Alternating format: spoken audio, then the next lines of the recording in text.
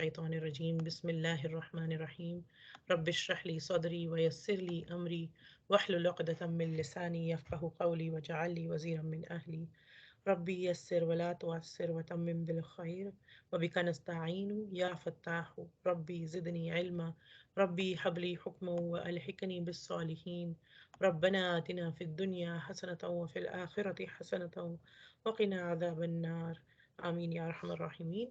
Assalamu alaikum wa rahmatullahi wa barakatuhu. Once again, Alhamdulillah, today we are going to do ayah number 168 till 171 of Surah Al-Baqarah, the second surah of the Quran, and we will start with the word by word meanings, inshallah. A'udhu billahi minash shaitanir rajeem. Bismillahir-rahmanir-rahim. يا أيها الناس كلوا مما في الأرض حلالا طيبا ولا تتبعوا خطوات الشيطان إنه لكم عدو مبين. Ya ayyuhan nasu. Ya ayyuha is O, like to call somebody. Harfinida. Ya is harfinida. Ya ayyuhan nasu. So just a little grammar tidbit. We don't have to remember this, but just ya is harfinida, meaning to call somebody. And then after ya, when we put somebody, we usually don't have an al on it, right? So we will have like, for example, we are calling, let's say we are calling Muslim people, right? So we will say Ya Muslim, right? Like we won't say Ya Al Muslim, right? So the Al, which is something that makes something proper, we don't put it after Ya usually, right? And then if we want to put it, if we need to put it because of some, uh, there's more detail to it, but then we will get on it another time. But when we need to put it, then we add this phrase ayyuha. So this ayyuha is a phrase which is added. It's a grammatical thing, but the meaning doesn't change. The meaning is ya ayyuhan nasu, O mankind. So the meaning is just like we say ya Allah, right? And Allah Ta'ala's name is the only one which is unique, that it has an al and it can come right after ya. Ya Allah, right? And so that can come, but that's just something on the side. Ya ayyuhan nasu, O people. An nasu, people. Mankind, the whole mankind as a whole. Kulu. Kulu is to eat. So it's a fi'l amr, meaning it's a command that eat, right? Or mimma, from two words, min and ma, of what? Fil ardi, is in the earth, ard. Halalan, halal. Halal comes from halla yuhillu, which means literally, the literal meaning is to open a knot. Like if there's something, there is a knot, there's a something is tied up, and to open it up is called halla yahillu. Comes yuhillu comes from there.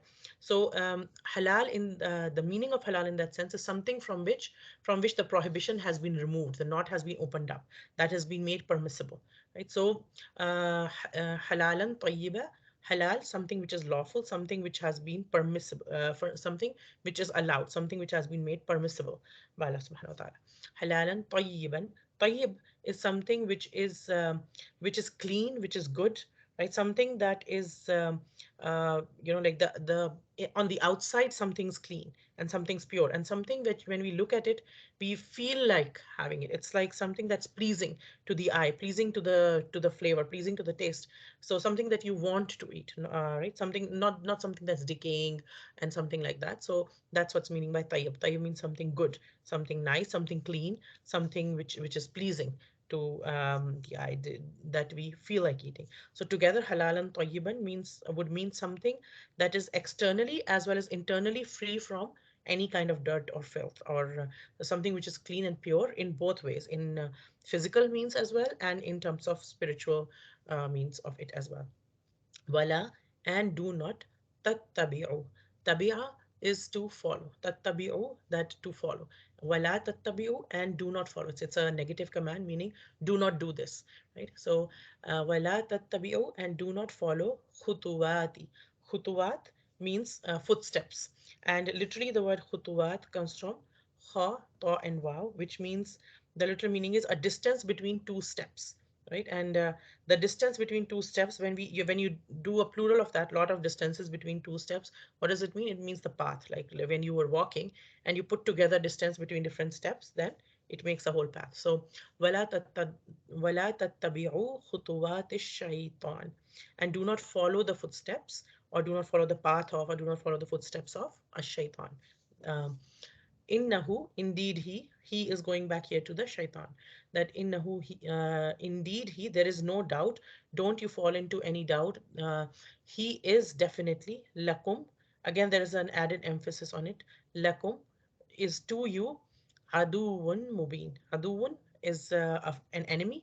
Mubin is a clear, something very clear. So here Allah subhanahu wa ta'ala is telling the people, O mankind, eat from whatever is on the earth that is lawful and good, and do not follow the footsteps of shaitan. Indeed, he is to you a clear enemy. Then the next ayah, ayah number 169. أعوذ بالله من الشيطان الرجيم. بسم الله الرحمن الرحيم. إنما يأمركم بالسوء والفحشاء وأن تقولوا على الله ما لا تعلمون. إنما, only, like innama is a phrase that is used to make something exclusive, that he innama ya'murukum, only he commands you, that means he commands you nothing except this, right? So this is innama is a phrase that means to make something really really exclusive, and like nothing else happens except this, right? So innama ya'murukum, amar is to command, ya'muru he commands, kum all of you. So he only commands all of you. He commands all of you nothing except this. Except what? Bisu'i. Su is evil. Bisu'i, to the evil. Wal fahsha'i. And something that is fahisha, something that is shameful. And fahisha is a, like there are all kinds of sins. Fahisha are the kind of sins that involve they're of a sensual nature, that are that involve indecency, that involve nakedness or something of a sexual nature and everything. Those are called fasha. Those are those specifically those kind of sins. One, and that, and so this is continuing from what does he command you for? He commands you to do a few things. One is to do evil, bisu'i wal fahsha'i, and something shameful. Wa, and that taqulu, that you say, alallahi, about Allah subhanahu wa ta'ala, ma la ta'alamun, that which you do not know. Ta'alamun comes from Ain Lam and Mim, is like ilm, right? Like knowledge. So ma la ta'alamun, that which you do not know. So here Allah subhanahu wa ta'ala is telling us that what would following the footsteps of shaitan look like? What does he do? What does he call you towards? He only orders you to do evil and immorality and to say about Allah subhanahu wa ta'ala that which you do not know. The next ayah, ayah number 170. وإذا قيل لهم اتبعوا ما أنزل الله قالوا بل نتبع ما ألفينا عليه آباءنا أولو كان آباؤهم لا يعقلون شيئا ولا يهتدون. Wa'idha, and when, qila, it is said, it's like a passive thing. Qala, to say, and qila, it is said, right? So, and when it is said, lahum, to them, ittabi'u, follow, ma anzalallahu, what Allah subhanahu wa ta'ala has revealed, what Allah subhanahu wa ta'ala has sent down. Anzala, to send down. What Allah subhanahu wa ta'ala sent down, qalu, they said, bal, no, instead, nattabi'u, we will follow, ma, what, alfaina, we found. Alpha is to find something, but to find something by chance, to find something, not that you have put a lot of thought and effort into it. You just found this, and then you just do something about it, right? So that's alpha, to just find something by chance, and there's no deeper thinking involved in it. There's no something involved in that, right? So bal nattabi'u, and they say no, we follow what, alfaina, we found, na is for we found, alayhi, on it, aba'ana, our forefathers. So instead, they say instead we will keep following what we found our forefathers doing. Awalau, even though, kana, were, aba'uhum, their forefathers, la yaqiluna, they did not understand, shay'an, anything, wala yahtadun, and they were not guided. Yahtadun comes from the same root as hidayah, guidance, right? Wala yahtadun, and they were not guided. So here Allah subhanahu wa ta'ala is saying, and when it is said to them, those who are following the footsteps of the shaitan, them is those people. And when it is said to them, instead, why don't you follow what Allah subhanahu wa ta'ala has revealed? They say, rather, we will follow that which we found our fathers doing, even though their fathers understood nothing, nor were they guided. And the next ayah, ayah number 171. ومثل الذين كفروا كمثل الذي ينعق بما لا يسمع إلا دعاء ونداء صم بكم عمي فهم لا يعقلون. وَمَثَلُ الَّذِينَ wa and mathalu, the example, alladhina, of those who kafaru, they disbelieved, kamathali is like the example, alladhi, of the one who yan'iqu, he shouts. Yan'iqu is just to shout, to make like a lot of noise and shout like that, and is the one who shouts bima, at what, la yasma'u, does not hear, illa du'a'an wa nida'a, except calls and cries. Summun, they are deaf. Bukmun, they are dumb. Umyun, they are blind. Fahum la yaqilun, so they, la yaqilun, they do not understand. Aql is like an understanding, right? Even in other languages say aql. So fahum la yaqilun, so they do not understand. So here Allah Ta'ala is telling us the example of those who disbelieve is like that of the one who shouts at what hears nothing but calls and cries, just like cattle and sheep, deaf and dumb and blind, so they do not understand. So inshallah, we'll go over a little bit more detail. So here in this part of the Surah Baqarah now, Allah Ta'ala is giving, like, first Allah Ta'ala told us about different kind of people, and then He told us about Adam alayhi salam. Then there was a whole big passage about Bani Israel. Then Allah Ta'ala told us about Ibrahim alayhi salam, and he built the Kaaba and everything. And then after that, we were told the changing of the Kaaba, that the Qibla is now changed, and now the Muslims started praying towards the Kaaba and everything. And then the importance was told of the Kaaba, and the importance of now that we are a new ummah, we are a new a nation. And now it's like once the new nation is built, now the constitution is being given. So here the ahkamat are starting, the rules are starting. And with the rules, it reminds us that just like Adam alayhi salam was tested, just like Ibrahim alayhi salam was tested, just like Bani Israel was tested, now Muslims, it's your turn to be tested as well. And how will you be tested? You will all be tested. And how will you be tested is that the ahkamat, the rules that Allah subhanahu wa ta'ala gives, the do's and don'ts that Allah ta'ala tells us, and how do you follow them, and what do you do out of them, right? So here in the first ayah for today, ayah number 168, Allah ta'ala is telling us, oh people, first of all, the food, what you put inside you matters a lot, right? So Allah ta'ala is telling us, oh people, eat permissible good things out of what lies in the earth, and do not follow the footsteps of shaitan. Indeed, he is an open enemy for you. The first thing here is that Quran addresses many places in the Quran addresses all humanity, right? All so like for example, in the beginning it was told to all people that ya ayyuhan nas, worship Allah subhanahu wa ta'ala, right? Worship Allah subhanahu wa ta'ala. Everybody was told. And here Allah Ta'ala is telling all people that eat, right? Like and one thing that scholars have said from this is that Islam wants good for everybody.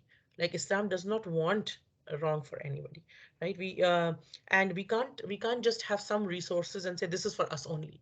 Like we can't say that we have a right to some resources more than anybody else or anything. We have to be just, and obviously there are some situations we can't control, but whatever we can control, whatever is in our control, we have to try to be just, and we have to try, we want good for everybody. We just don't want to just hoard resources for just ourselves and say, this is mine and this is mine and this is mine, and I can loot from anybody or I can take from anybody, and as long as I snatch it and I'm able to get away with it, it will be mine. That is not the attitude of a believer. We want everybody to, like for example, we want world hunger to end. We want people who are hungry to have food. We want to share things. We don't want to starve ourselves, but we want to do that too. Even like, for example, the dua of Ibrahim alayhi salam was that when he was building the Kaaba and everything, and then he made dua, and he wanted iman for all his progeny and everything, and then Allah Ta'ala told him that there will be some people who will not be very righteous, and then Allah Ta'ala's the iman and everything, they don't extend to people who are unjust, who do dhulm and everything. So the promise of akhirah is not for those people who do dhulm and everything. But then even at that place, Allah Ta'ala tell, but the fruits of dunya are here for all people. Akhirah is only for some people, but the dunya is for all kinds of people. The resources are in dunya are for all human beings, are there for everybody, right? And here, one thing we learn is that Allah Ta'ala is telling us that eat to everybody, but then He's not saying that, okay, it's an open license to eat whatever you want. Like, just like Adam alayhi salam was told that, okay, eat, Adam alayhi salam and Hawa radiallahu anha, they were told to eat in Jannah and enjoy in Jannah, but then they were told this one tree you don't go near. There was only one tree that was haram in Jannah. Everything else was halal. Everything else was tayyib. They could eat, they could do whatever we want.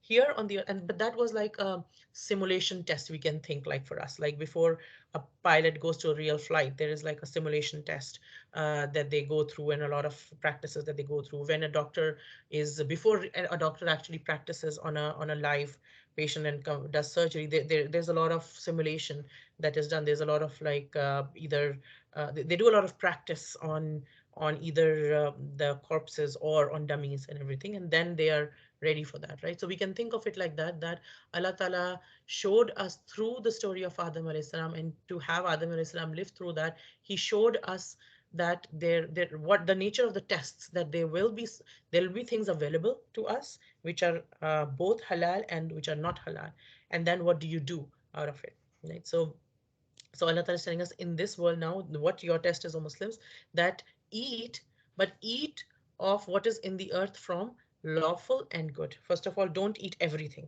All right. And another thing here is that it also tells us eat from it, meaning eat as much as you need, but don't overeat. Don't, may Allah Ta'ala protect us, and may Allah Ta'ala forgive us for our sins, and may Allah Ta'ala make us of those people who are able to eat in moderation and who are able to do all things in moderation, like how Allah Ta'ala is pleased with. So Allah Ta'ala is telling here, eat of what is in the earth, and but eat from out of this which is pure and which is tayyib, right?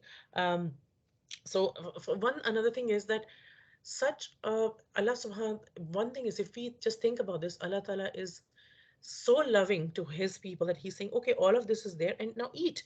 Like it's like almost like there's a guest at your home, and then you have like this whole table and you're saying, eat, come on, come here and eat, right? So it's like he loves us so much that he's actually ordering us that come on, eat, right? And there are only two conditions, and there's no condition like you have to eat only this kind of food or that kind of food. It has to be fully cooked or partially cooked or this thing, or it has to be only Eastern culture or Western culture, or it has to be Middle Eastern, or it has to be Indian, or it has to be British, or no other considerations. Only thing is, there are only two rules, only two conditions. One, it should be halal, and one, it should be tayyib. And halal, like we said, is something that has been made permissible by Allah subhanahu wa ta'ala, something from which prohibition has been removed. And it is only Allah who can lift knots or restrictions and tell us this is His right, because He is the Rabb. He has the right to tell us what is right and what is wrong. And He is the one who will tell us what is halal and what is not halal.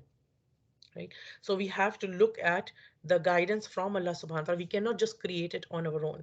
Right? And then tayyib means something that is not like rotten, that is clean and good, that is not like like dried bread or something. There's no taqwa in eating dried bread all the time, and I'm so miskeen, I will just eat like fruits which are rotting, and like I'll do this, and that is not closer to taqwa. Allah Ta'ala says, if you need to, if something's like in at a home, sometimes we say, okay, this much vegetable is left from 2 days ago and nobody else will eat it, and it's okay, I'll eat it. That's a different story. But what we're talking about is that if there is if the something which is rotting, and we feel that by eating this I'll get closer to Allah than eating something that is fresh, then that is not. Allah Ta'ala does not need us um, to put ourselves into hardship. Like one time there was a person, the Nabi Sallallahu Alaihi Wasallam saw an old man who was being dragged by his sons, to the Kaaba and everything. And Nabi Sallallahu Alaihi Wasallam asked him, "What's the matter? What's the matter with you?" and everything. And they said, "Our father is a very old man, but he had said that he had asked Allah Ta'ala for something, and he said that if he if something gets fulfilled or whatever, he'll do the tawaf, or he will go to the Kaaba and do the tawaf on foot and everything. And the Prophet ﷺ told them to the effect that Allah Ta'ala does not need you to put yourself into hardship. Let go of this and let him take a ride and do it on a ride. That's okay. You don't have to make things hard for yourselves to be pleasing to Allah subhanahu wa ta'ala. That is something that you don't have to invent things to or think that just by putting yourself into some extra hardship you'll be more pleasing to Allah subhanahu wa ta'ala. No. Allah Ta'ala tells us things that okay, this is the way to do things, this is allowed, this is not allowed. What is not allowed, we stay away from. What is a gray area, we try to stay away from. And when we have such a situation, like if I'm sick, for example, then then it is okay for me to sit and pray. There is no extra virtue in me trying to hurt myself and standing up and trying to harm my knees. If my knees can't take it at the moment, I have some injury or something, then that's okay. Allah subhanahu wa ta'ala um, does not need our pushing ourselves beyond our limits. He wants us to do things that are within. He has given us, when he has given us when he has given us a leave for something, then we take that. When he has given some ease, for like for example, when we are traveling, Allah Ta'ala has given us an ease that okay, you can pray shortened salah. You don't have to pray 4 rakat for zuhr. You don't have to pray your sunnah and your nafil. You can just pray your shortened. Even the first, you can pray them shortened. You can pray 2 rakat of zuhr, and then that's fine. And you can pray 2 rakat for asr, and that's fine. And you can even combine your salah when it's needed. Like you can combine your zuhr and asr, and you can pray them together when the circumstances are like that. And so we take those leaves that Allah Ta'ala has given us, right? So we eat halal and we eat tayyib. And some things are halal because of ingredients. The halal could be of two kinds, like the two aspects of something being halal. One is it is ingredient. For example, there has to be no pork in it. There has to be no alcohol in it. There has to be no flowing blood in it, right? There's no so there are things that make that halal. There's certain animals that we don't eat. We don't eat a dog. We don't eat there's certain things that we don't eat. So they're not because Allah Ta'ala told us not to eat them. They are not halal for us. So any food that we eat does not shouldn't have those kind of ingredients. The second portion that makes things halal is that we should the thing that we got, the food that we've got should have been earned by halal means, meaning it should not be earned by money from buying or selling alcohol, from interest-based money, something by lying, something by cheating, something by taking cheating somebody out of their due right, or whatever they earn. So all that money that somebody gets by lying, cheating, interest-based money from alcohol, from drugs, or anything like that, that money will not be halal. And then from that money, whatever food you get, even though it might not have any haram ingredient in it, that will still not be halal. Right? So Allah Ta'ala is telling us, eat from that which is halal and tayyib, and do not follow the footsteps of shaitan. Do not follow the path of shaitan. Meaning, do not do what he is doing. Right? Following somebody footsteps. What does that mean? That what he did, don't do what he did. Like, and what did shaitan do? Shaitan refused to follow the command of Allah Subhanahu wa Taala, and then he justified it. Then he tried to shift the blame from himself and say, you know what, I just did it because this doesn't suit me. I'm not going to do this, right? And he shifted the blame and put it on. So he tried to make excuses for it. He tried to justify whatever he was doing and make dalil for it when there were no dalil for it, right? So what does shaitan do for us when we follow? If we follow, may Allah Ta'ala protect us from that. If somebody follows shaitan, then what does he do? He makes the haram look like halal, right? And the halal look like haram, right? So he will say things like, like all the things that are uh, um, whatever Allah Ta'ala has made halal for us, it is good for us. It is not bad for us. But then if you look around today, we'll see a lot of people saying, we should be vegan. We should not be eating any meat and everything. And in the name of vegan, even if from the dunya sense, if we look at it, a lot of vegan, when they try to remove every animal based thing from their food, what are they trying to do? There's like a lot of synthetically produced things from soya bean and this, which is even harmful for health if taken in a long run. But then so many things the problem happens when we go overboard in something, or somebody when we are saying Allah Ta'ala is saying eat of what another way the shaitan would say is that, like, forget vegetables and this and that, just eat red meat. And then you're eating too much of red meat, too much of other meat and everything. And then what happens, that the demand increases. And then what have we seen in our societies is the meat is injected by things, it's genetically modified, too much demand of salt and sugar. What happened, like, they're bleached, and humans have made all these kind of things like preservatives and high fructose syrups, which lead to diabetes, high BP, cancer, and like impotency and so many things, right? And now if we see, a lot of movements are saying, let's go back to the basics, like, let's have brown rice, let's have unbleached flour, let's rear our own cows, and etc., etc. We see so much of these things, and a lot of sicknesses that we see today are a result of people breaking the laws of Allah subhanahu wa ta'ala, and a lot of them related to food and relationships, right? So if you look at even SARS, and some people even say coronavirus, we don't know that much about it yet, but some people even say that. And there have been studies to say how AIDS developed from unnatural relationships as well. And so when we break the commands of Allah subhanahu wa ta'ala, then there is consequences even in this world, right?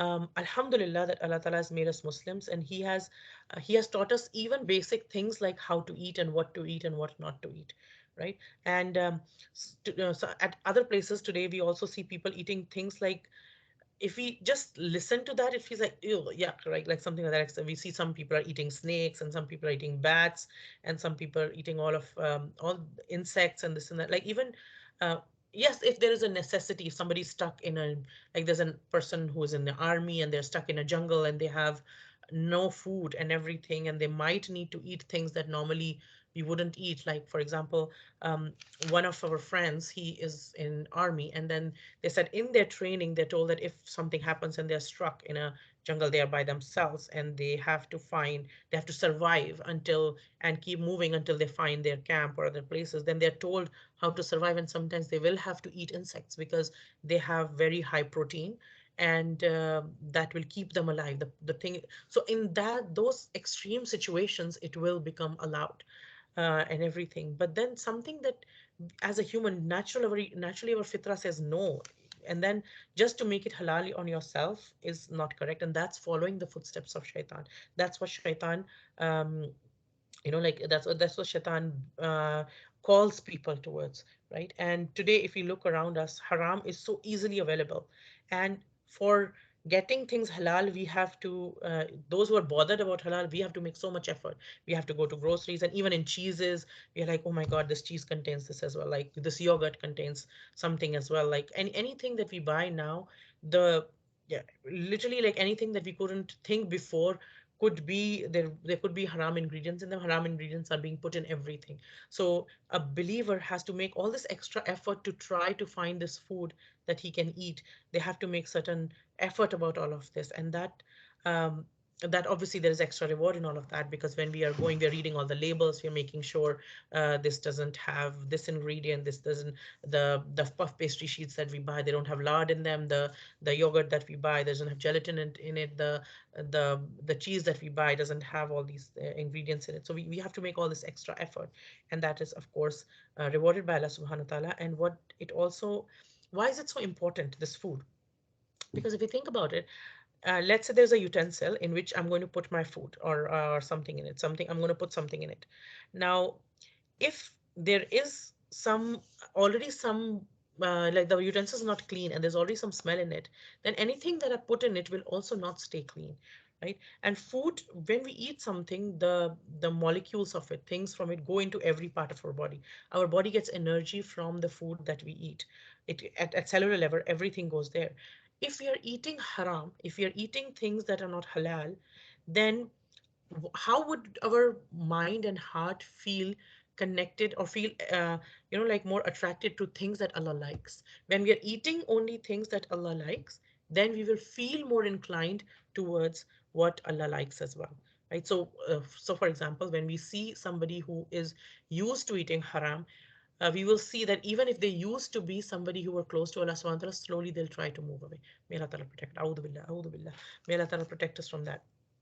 right? And Another thing is that there's a hadith to the effect of that there was a traveler. The Prophet ﷺ said there's a traveler who's like his hair are disheveled, his body's dirty, his clothes are all like like in a bad condition, and he's making so much dua and so much dua and so much dua, right? And but his food and drink and clothes are all from haram. So how will his dua get accepted? Right? Although he's a traveler and travelers' du'as are accepted, yet his du'as are not being accepted because of this food and everything. And how does shaitan impact this? Shaitan doesn't make us jump. If we are on a path, he doesn't make us just jump to another path because he knows that won't work. We won't do that. He will just make you take one little step. Right, and one little step which is inspired by shaitan is innovations and some superstitions which are from a polytheistic nature, from a idol worshipping nature.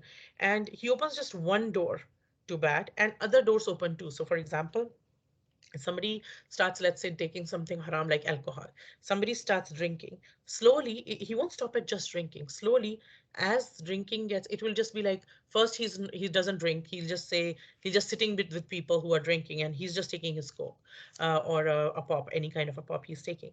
But after some time his friends will be like, come on man, just there's no harm in one sip, you're not getting drunk with one sip, just take one sip from my thing, just try it, you've never tried it, right?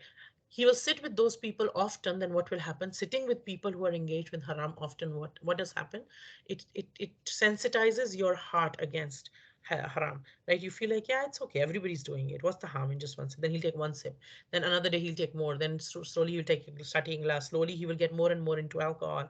And what will happen then, slowly from alcohol it will start drugs, they'll start, when somebody's drunk, we know a lot of other things come as well, there'll be gambling, a person's visiting pubs more often, then obviously there is zina that follows close behind and everything. And like relationships which are not legitimate, obviously they all come with that. So and similarly on the other side as well, when somebody tries to do something good and opens door for one good, then other doors of good open as well, right? So we have to make sure that we see whose footsteps we are following.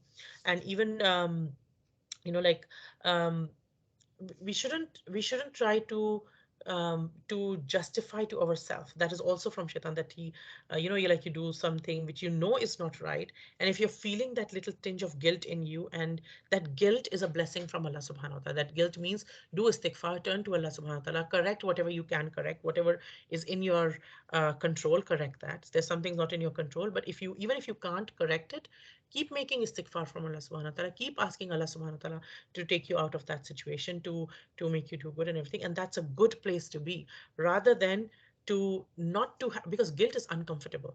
If we don't want to have that feeling of guilt and we try to justify it, that you know what, everybody's doing it, or it's not that wrong either, then that takes us to the footsteps of shaitan, right?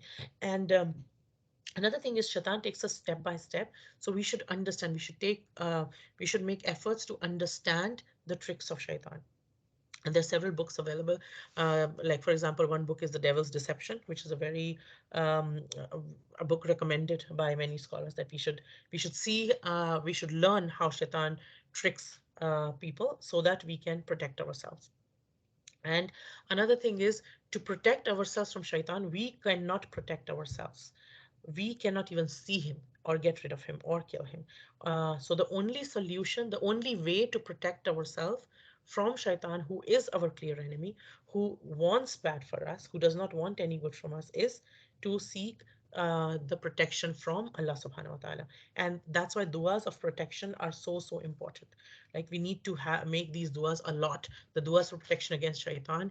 أعوذ بالله من الشيطان الرجيم ربي أعوذ بك من همزات الشياطين وأعوذ بك ربي أن يحضرون بسم الله الذي لا يضر مع اسمه شيء في الأرض ولا في السماء وهو السميع العليم أعوذ بكلمات الله التامات من شر ما خلق أعوذ بكلمات الله التامة من كل شيطان وهمة ومن كل عين لامة. The Prophet ﷺ has taught us so many du'as. There are du'as in the Quran, there's du'as that the Prophet ﷺ has taught us. They are that are for our protection. There are du'as in the morning and evening du'as. So we should read those du'as a lot to protect ourselves because we need protection. Even if I'm fully safe, everything's working perfectly fine. Today is a perfect day. My family is all living, everybody's safe, happy, healthy. I am safe, happy, healthy. I still need as much protection of Allah subhanahu wa ta'ala as I would if I were in a sea on a little boat, and the sea there was it on a dark night, and there was a storm, a deadly storm going on in the sea, and I was in a tiny boat. The kind of protection that I need from Allah subhanahu wa ta'ala at that time is the same amount of protection that I need even if I'm totally safe. It's only that we don't realize it. We still need the protection of Allah subhanahu wa ta'ala, and as much. It is something that is our need. We need it desperately, right? And in the verses before this in the Quran, the deeds of those doing shirk is mentioned, right? And that those deeds that people do, which they will show up as regrets on the day of judgment, right?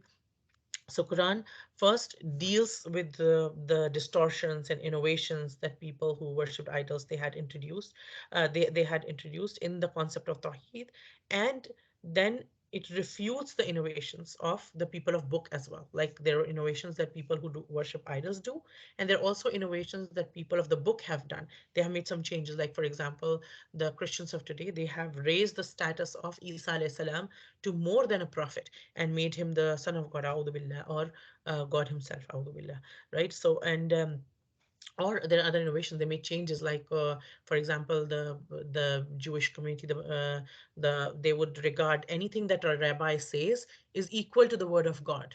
They put it as equal, but again, that is also not true. That a rabbi is a human being, that is his understanding, but they regard it as sacred as a word of God. So for example, there's something that is said in their religious text and something that is said by a rabbi. So if something that a rabbi says contradicts it, they can take what the rabbi says and leave out something from the text, because what rabbi says according to that. But that's something they've innovated. They have made themselves, right?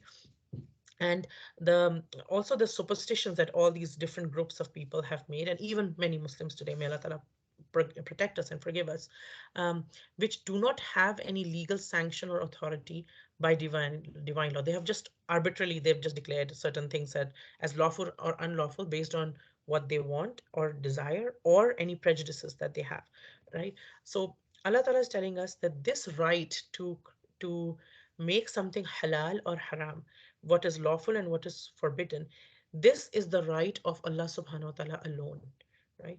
And by trying to infringe of on those right, by trying to declare something like, self by imposing yourself what is halal and haram, this is a trick of shaitan, and this is a kind of shirk. This is an easy way that the shaitan takes to deflect people away from tawheed, right? And this kind of takes people to shirk, and basically setting up others as rivals to the command of Allah subhanahu wa ta'ala, because something is a right of Allah subhanahu wa ta'ala, you're taking it and giving it to somebody else, right? So without an explicit authority of from the Quran or the Sunnah, if anybody declares something as a lawful or unlawful, even something which is lawful to make it unlawful is also kind of shirk. So, for example, the monks, like what they do is they do all this thing, and then they just made it a law upon themselves that we leave the dunya.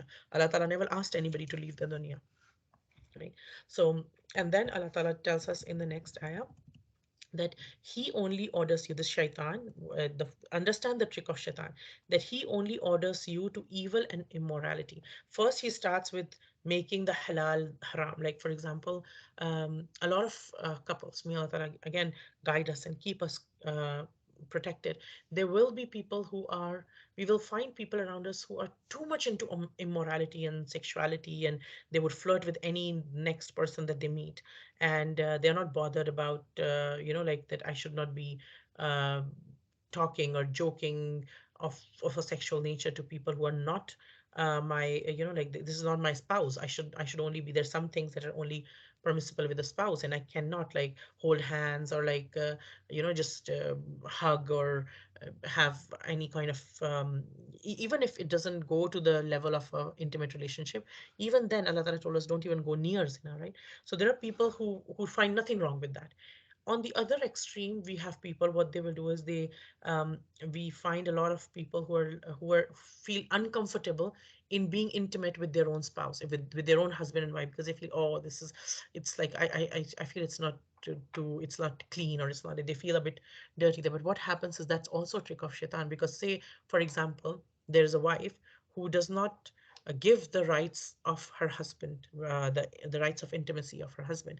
If the husband is um, and for, or vice versa, or the other way around, the husband who does not give the rights of his wife, a wife has some kind of rights of intimacy from her husband too, and if the husband's not giving those rights, it will create a lot of friction and negativity into the wife as well, or the husband, whatever the situation is, and then it might push them to haram, right? So even in by taking people to any extreme, shaitan then leads them, that's a step, and then through that step shaitan leads them to haram. And what is his goal? He only orders for either something bad, something evil, or something of fahsha, which is like first he will make a lot of excuses for whatever you're doing, and then so Amar comes for ordering, but it also comes for suggesting or counseling something. So he can do waswasa, right? So through waswasa, what shaitan will do, he will this is all he does. Like innama means this is all he does. He can't take your hand and make you do something. So people who say, you know what, I was just so angry and it happened and like that and everything, that's not an excuse, right? To just because you are angry and you behave badly with some person, that is not, that doesn't become an excuse for that. Um, Even then we have certain level of control.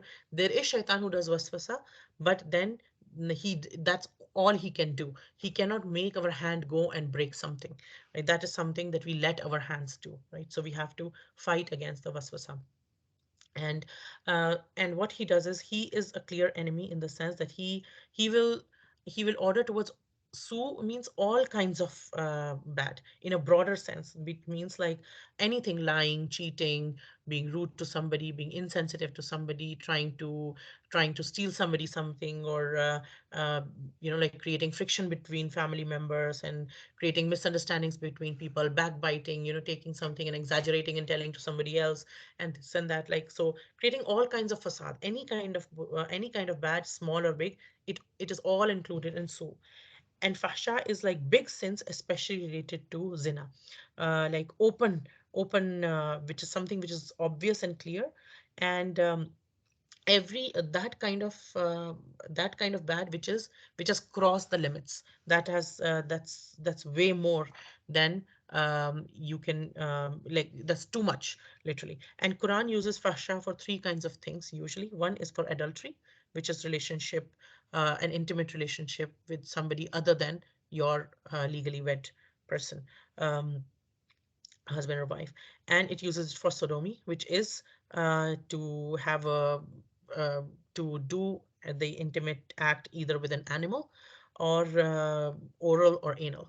um, so that would be sodomy, right? And then it also calls fahsha is, there was a practice which was done by the people of Jahiliyyah, which they would do the tawaf of the Kaaba naked, and their excuse was, subhanallah, may Allah Ta'ala protect us, may Allah Ta'ala really protect us, that how shaitan can mislead people is, they would do tawaf of the Kaaba naked, and the excuse they would give is, we cannot wear the same clothes while worshipping Allah subhanahu wa ta'ala as the clothes that we did our sins in. So this is a good thing that we are doing. We are taking off our clothes, we are taking off our clothes that we did sins in, and now we are doing the tawaf of the Kaaba naked. So we are doing it for Allah. We are taking off our clothes for Allah. Astaghfirullah, astaghfirullah. May Allah Ta'ala protect us, how shaitan can mislead people. And there are many people who actually believed that they were doing something. This act of taking off their clothes was making them closer, and walking in groups like this whole groups of people who are doing their tawaf around the Kaaba, all stark naked, and they're this is pleasing to Allah subhanahu wa ta'ala. That's what they thought. Astaghfirullah. How shaitan can literally trick people into believing something, right? And on human heart, we have we can be influenced by both good and bad. So we need to see whose footsteps literally we are following. And like we said, shaitan first takes us to small mistakes, and once we get used to them, then he tries to guide us to bigger and bigger and bigger sins. He's not going to stop. It's not going to be like one mistake and then that's it. It's going to get more and more and more and more, right? And then when somebody gets so much involved in things that they are doing wrong, then the mouth opens up as well, meaning they start to show logic and excuses for their sins, like, this is how you have to be practical in life. Come on, like, how can you can't survive like this and that and everything, right? um so what's the lesson for us? That stop yourself at level one only. If something bad happens, which will happen, we will make mistakes. That is in human nature. We will make mistakes, but as soon as we realize we have done a mistake, then seek forgiveness from Allah subhanahu wa ta'ala, and seek protection from Allah subhanahu wa ta'ala, right? And guard your tongue. And even if some mistake happens, don't publicize it. Don't create witnesses against yourself, right? Like, you don't have to publicize what wrong happened from you. You can share the lesson with people in terms of, if somebody does this, this can be done if it is needed. But there's no need to go all the way. And if you look at today's entertainment, for example, entertainment industry is full of fasha, right? It's full of swear words. Every song, every other dialogue, it's full of swear words. It's full of everything related to sexuality and everything. There is like, um, if we follow the footsteps of shaitan, if we follow somebody's footsteps, we'll go where that person goes, right? If we follow the footsteps of shaitan, we cannot reach Jannah, right? And so, for example, today, even many Muslims will find they're okay with homosexuality. They say like, yeah, it's okay. Like, they don't even see anything wrong with some Muslim. A lot of Muslims we find they see nothing wrong with alcohol. They're like, yeah, everybody's doing it. It used to be wrong in that time, not anymore. They'll give excuses like this, that it was wrong for that time, but today's alcohol is different. It is made differently. It is not like, so they'll start to come up with things that don't make any sense. But they will make those lies, and they say those lies enough to start believing their own lies, right? So, another thing here, and the third thing that shaitan will do is he'll make you say things about Allah subhanahu wa ta'ala for which you have no knowledge, meaning that he will let you will create people will create innovations and saying, you know what, like that was about doing the tawaf of the Kaaba naked, right? They created this innovation by themselves, like just being inspired by shaitan, but they just created it and they thought it was very religious to do that. So in that, the lesson for us is we should only say about Allah subhanahu wa ta'ala something about which we are 100% sure.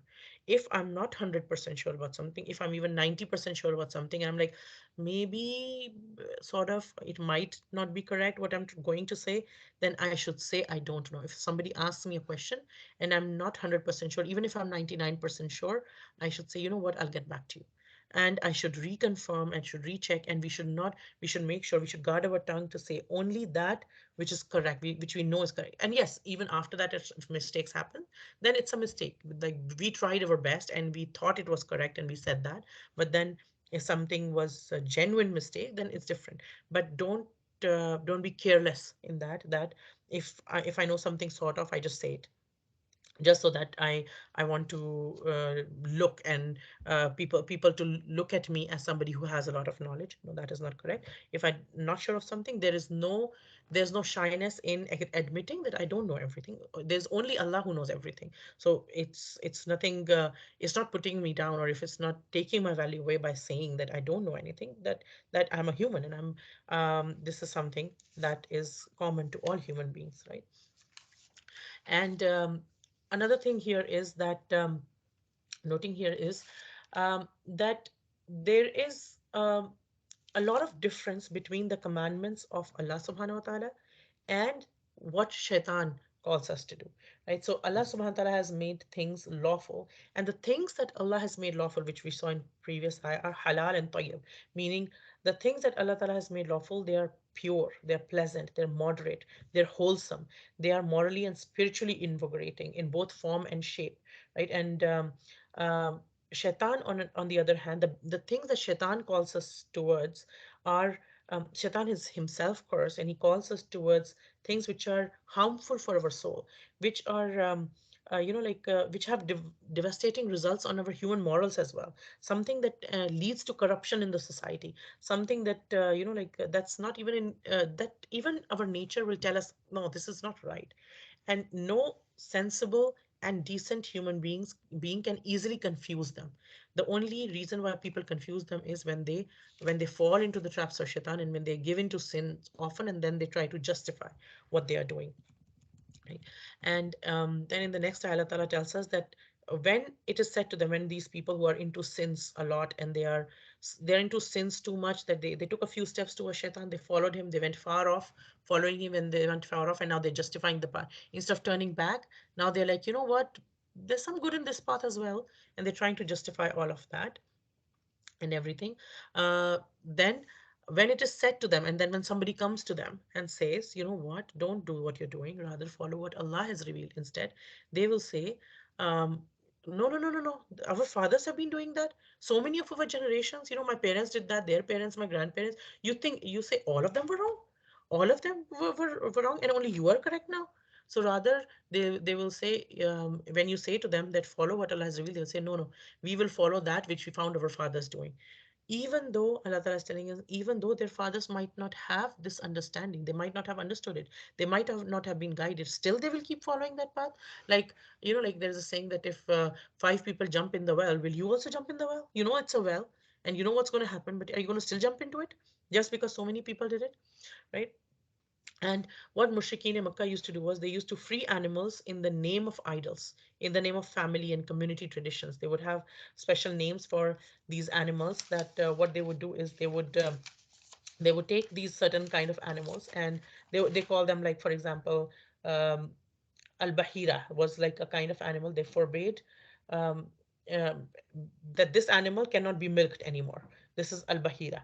And they would say another animal they would call a saiba, right? And this would be the animal dedicated to the pagan gods, which was forbidden to be used as a ride, to be used as a beast of burden, that you cannot put anything on it, right? And there was another kind of animal, they would say al-wasila, which is a female camel that gives to another female camel. They would say, okay, now this one is like, you cannot use this camel. This is al wasila now. This has become something holy now.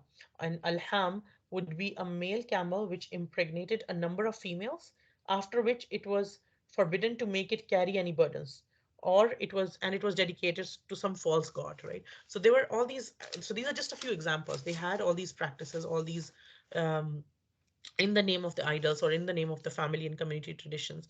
They were doing all these things, but these things had no basis. They had just created those things, right? And um, it was true then, and it is true even now. When people are asked to leave their family traditions and customs, their reply is usually one point: we follow our ancestors. So, like, you think we're going to leave the way of all of our ancestors and just like do that? But if we try to find out, that's what Quran's telling us, that's not a dalil in itself, that you're just following something because your fathers did it, or your forefathers did it, or somebody you did it. That is not a dalil. That is, that's like an arrogant reply when being called towards Allah subhanahu wa ta'ala, right? What is the dalil? Okay, if you're following your fathers, what is the dalil behind it?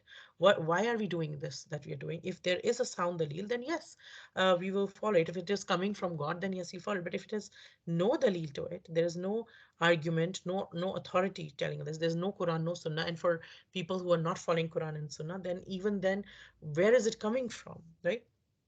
And Allah subhanahu wa ta'ala replies to their command, that when people make this command that we will follow what our forefathers used to follow, then Allah ta'ala is telling us the reply to that. Is it reasonable or sensible to insist on following old ways? What if the ancestors had the knowledge didn't reach them, or they had no understanding?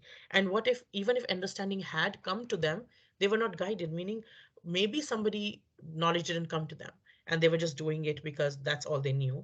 Or maybe knowledge came to them, but they were not following the right path still. So it could be any of those things, right? And what this is teaching us is that Allah Ta'ala has given all of us intelligence. Each of us, Allah Ta'ala has given us some level of intelligence, some level of brain, some level of heart, which recognizes right and wrong and everything. And when we use this mind, this heart, to get closer to Allah subhanahu wa ta'ala, to look at his signs and to understand him, and get closer to him, then that is a big, big blessing of Allah subhanahu wa ta'ala.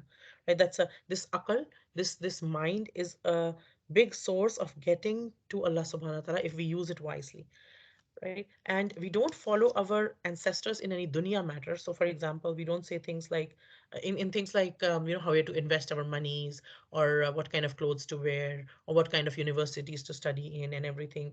Whenever our fathers or our parents say something, we say, you know what, you don't know, you don't know how things work. This is a bit differently, or everything. Or we don't say, you know what, we won't use internet because our parents never used internet. We will do everything by paper and hand and everything. So in dunya terms, we understand that whatever is correct and better and has a better dalil, then we follow that. But in deen terms, like how shaitan tricks us is that if something is not correct, he makes us follow that only. Another thing here is that this does not mean that we just stop following anything that our parents say. The only thing that it is saying is that we respect our heritage. Definitely, we respect. There is a respect due to our heritage, our culture, or everything, and we don't discard it without proper critical assessment of its worth. So, for example, Yaqub alayhi salam and his sons, they said that the sons of Yaqub alayhi salam said that we will worship your Lord and the Lord of Ismail and Ibrahim alayhi salam, right? And Yusuf alayhi salam said in the prison that I am on the religion of my parents because it was the right religion. So the question raised by Quran here is the fact that something was if something was practiced and handed down from generations, that does not make it valid in itself.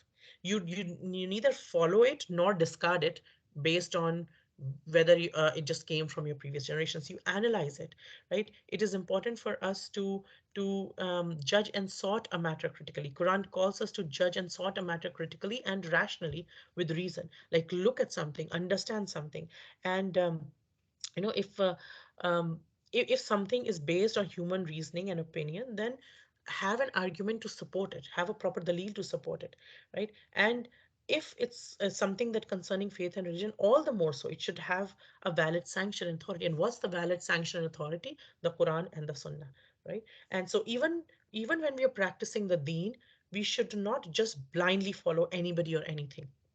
And just because I look up to her or like look up to him and he said that, then even if it does not agree with Quran or Hadith, I would not. Oh, no, no, no, no, no.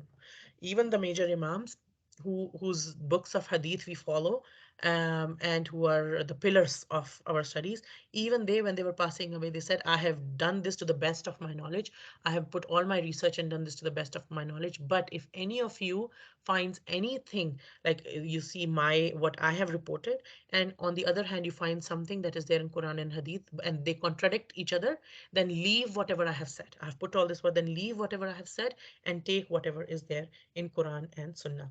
So we need to search for the truth and find out, so in something that we are confused, search for the truth and keep searching for the truth and find out whether the divine law, whether Allah subhanahu wa ta'ala has really given certain authority following these customs, whatever are going on in my family or my community. If Allah Ta'ala and the Prophet ﷺ have allowed it, then I can do it. If they have not allowed it, then I can't do it. If it's a gray area, then I should try to more research than what would be more pleasing to Allah subhanahu wa ta'ala. Right? And then Allah Ta'ala tells us the example of those who disbelieve, despite having all this understanding, and those who disbelieve, meaning those who go away and who, like a herd of goat and sheep with no intelligence. They're just following family customs blindly, even if they're not true. They, what are they doing here? They are people who are who are the kafir here? Here, kafir are the people who are refusing Allah's order on the basis of family traditions.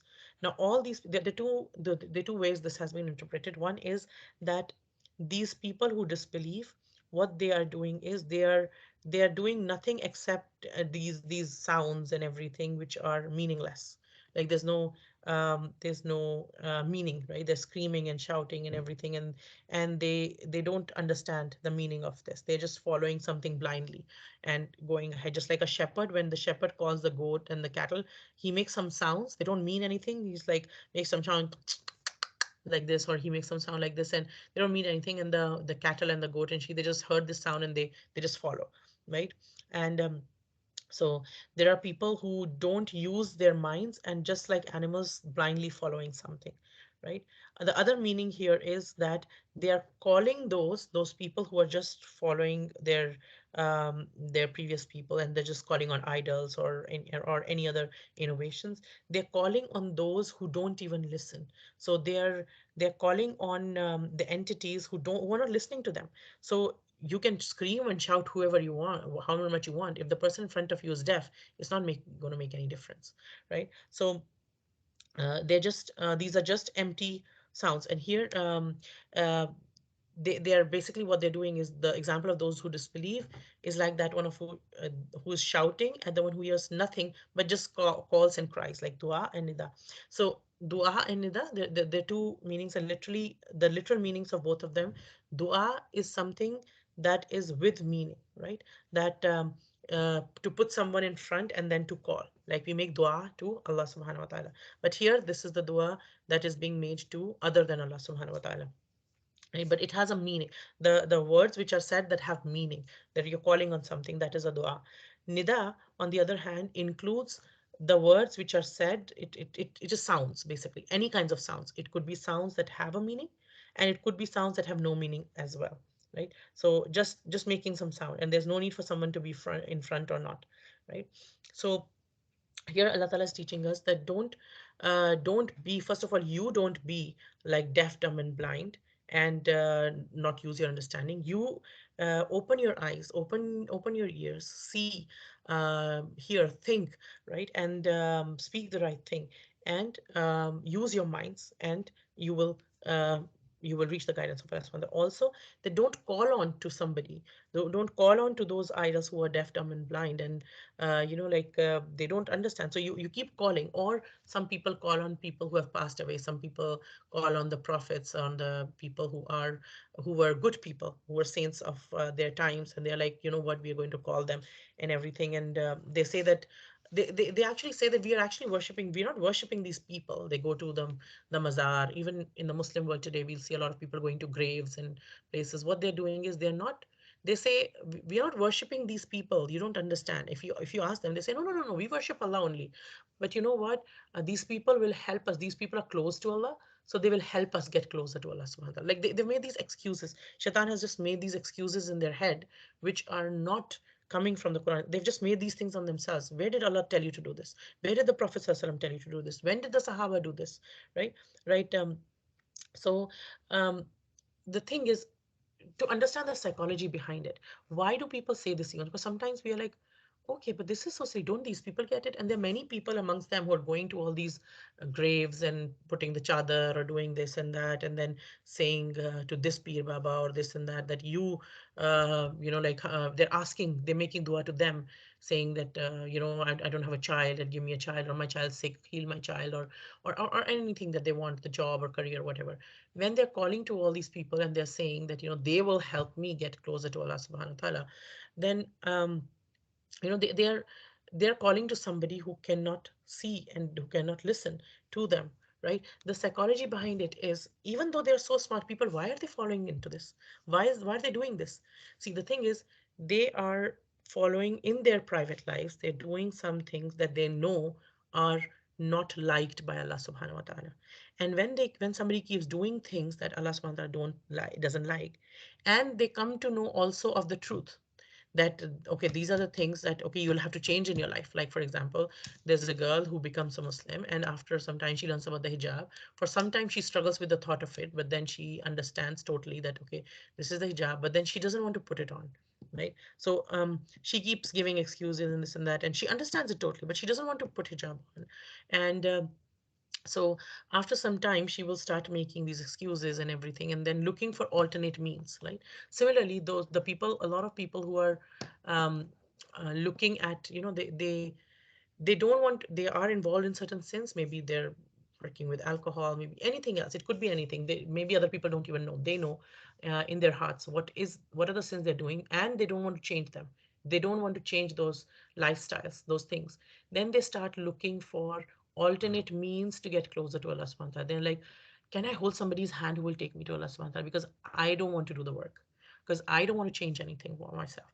I don't think I can make dua, because if I make dua, I will realize my heart will tell me, okay, you're making dua to Allah. Why aren't you following what Allah Ta'ala has told you? Why are you doing this that Allah Ta'ala is clearly not pleased with? And then you're asking Him only for what is like, what kind of a person are you? Right? Their heart will go back to them and say, you know what, you have to do this. And this guilt feeling, because there's something alive in their fitra that's telling them, you know what, to stop this. This is not right. They're not totally lost cause.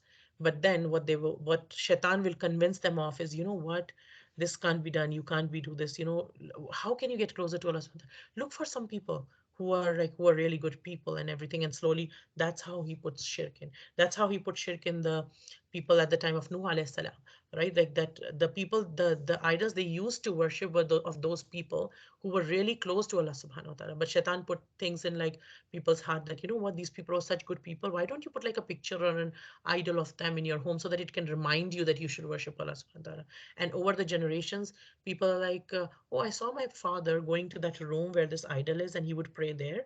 You know what? So, um, yeah, that idol answered his du'as and everything. So I should pray there. Over the generations, then things, shaitan corrupts slowly until it gets to the shape of idol worshipping, right? So the thing is that for us, it is that we need to make sure that whatever the dalil we have, whether it's eating, whether it's worshipping, and it starts with food, whatever we're putting in our body, may Allah Ta'ala make us of those people that when we take our food, we are conscious of what is halal, in not only in terms of ingredients, but also in terms of the means of how we get it. And we eat what is tayyib, and we don't follow the footsteps of shaitan. We understand the footsteps of shaitan, and when we mistakenly step into that, we come back quickly. That Allah Ta'ala makes us of those people that He guides us back quickly at level one itself. That we don't go so far that coming back is such a challenge that we find it so hard to do it. Right? And may Allah Ta'ala make us of those people who call upon nobody except Him, who ask nobody except Him.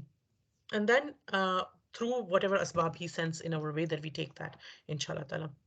May Allah Ta'ala accept our coming together for His sake. May Allah Ta'ala allow us to not just learn His ayat, learn about His ayat, but also practice them in our life. May Allah Ta'ala make it easy for us to practice them in our lives. May Allah Ta'ala make it difficult for us to follow the footsteps of shaitan. May Allah Ta'ala make it easy for us to stay on His path. May Allah Ta'ala guide us. May Allah Ta'ala show us what's wrong. And may Allah Ta'ala grant us the ability to get out of whatever is wrong. May Allah Ta'ala give us good company. May Allah Ta'ala give us the company of people, whether it is in our families, our workplaces, our communities, our ummah. May Allah Ta'ala give us people around us who are close to Him, who inspire us to get closer to Him, and who are not following the footsteps of shaitan. May Allah Ta'ala accept our coming together. And just like He united us as sisters in Islam in this world, may Allah Ta'ala reunite us as sisters in Islam under the shade of His throne on the day that we all will need shade, and there will be no shade except His. And then may Allah Ta'ala reunite us as sisters in Islam in Jannatul Firdaus, inshallah ta'ala. Allahumma ameen. ربنا تقبل منا إنك أنت السميع العليم. سبحانك اللهم أشهد أن لا إله إلا أنت نستغفرك نستغفرك نستغفرك ونتوب إليك.